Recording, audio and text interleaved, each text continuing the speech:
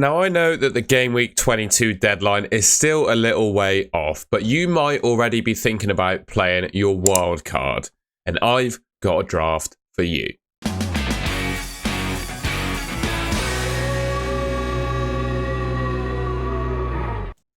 Starting off then with the goalkeeper and defenders, I've gone for Areola in goal. I just think with the value that he provides, and there not being really an outstanding keeper in the game at the moment, he rotates really nicely with another option that you'll see on the bench. I think it makes sense to spend low and just get Areola. Pedro Porro is now the top player for BPS in the game. That's the player that's accumulated the most points that lead to bonus points, if that makes sense. So he's a fantastic option just for that, alongside the fact that he's now the top defender in the league for expected goal involvement so far this season. Tottenham, really good from an attacking perspective, not too bad defensively. Also, of course, with Romero and Van de Ven back for them, I do think they're going to start keeping some clean sheets. And when you look at the next couple of fixtures, Brentford and Everton, I wouldn't totally rule out a clean sheet in either of those fixtures. Gabriel, I think he's probably the best of the Arsenal defenders. You know, he's a good price, probably the cheapest of the ones that will start regularly.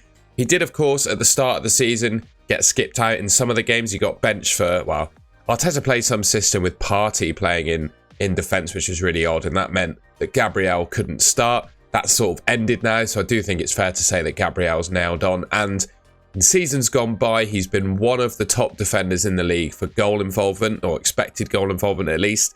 And then I've gone for Kyle Walker. I don't usually recommend Man City defenders, but when you look at the games that he started so far this season, all of them, he seems to be the most nailed player in that Man City team. And I think with their double coming up in 25 and the lack of good defenders in FPL at the moment, I think it makes sense to get yourself on Kyle Walker.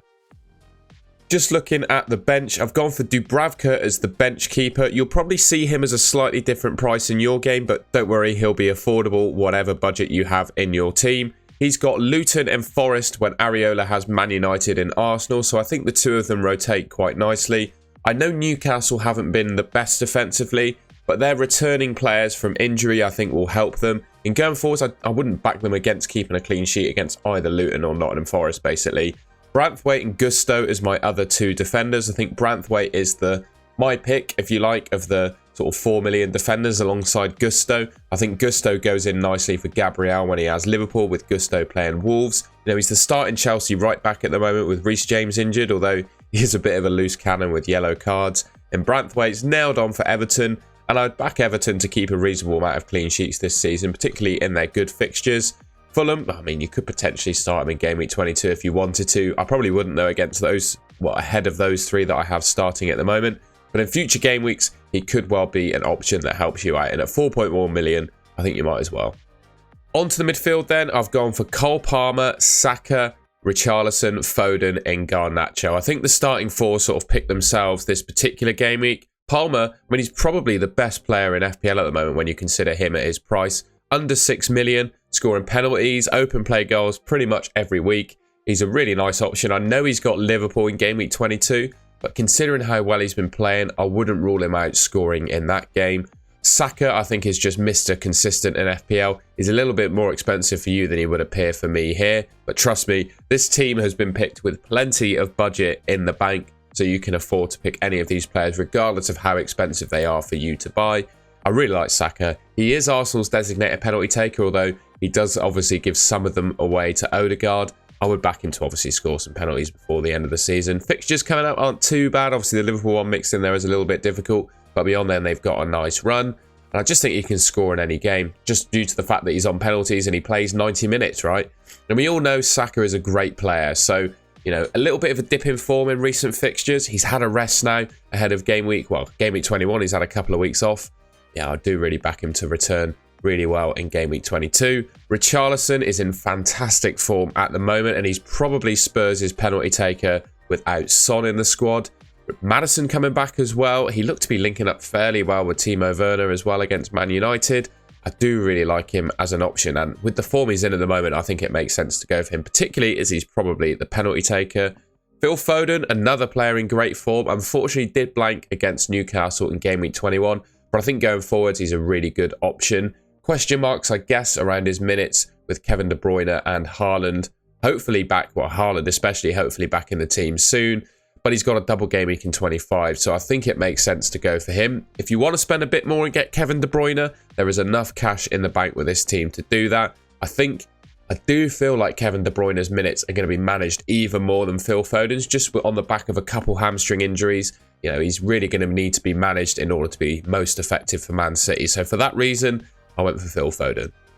Onto the forward line then, and Erling Haaland makes the team. If we get news, of course, that he isn't fit to start in game week 22, then of course it makes sense to move him on for someone else. To be honest, I'd probably just get Alvarez in. He's the captain, in my opinion, for game week 22. You know, Burnley is their fixture. I mean, it totally makes sense if he's fit to play to be captaining him.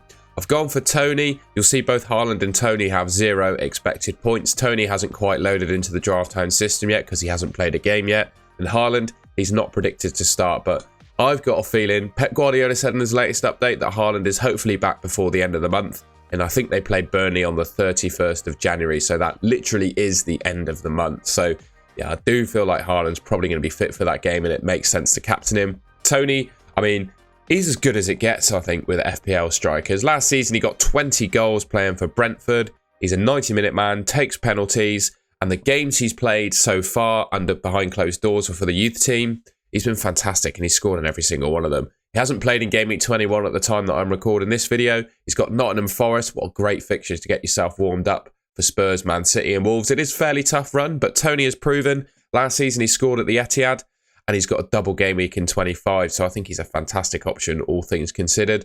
We all know how good Solanke's been this season. He ticks all the similar boxes to Tony. 90-minute man, guaranteed to start and takes the penalties for Bournemouth. And they've got 3 pretty decent fixtures coming up. So, yeah, that's the team. All right, and that's the end of the video and the end of my wildcard draft. I hope you enjoyed that. If you found it useful, please leave me a like rating. Let me know in the comments if there are any picks there you either agree or disagree with. You know, FPL ultimately is all about different opinions. So if you've got some different thoughts and feelings on some of these players, I'll be very happy to hear them. And if you want to see more content from me, subscribe to the Golden Goal channel, which should be just there. And I'll catch you in my next video.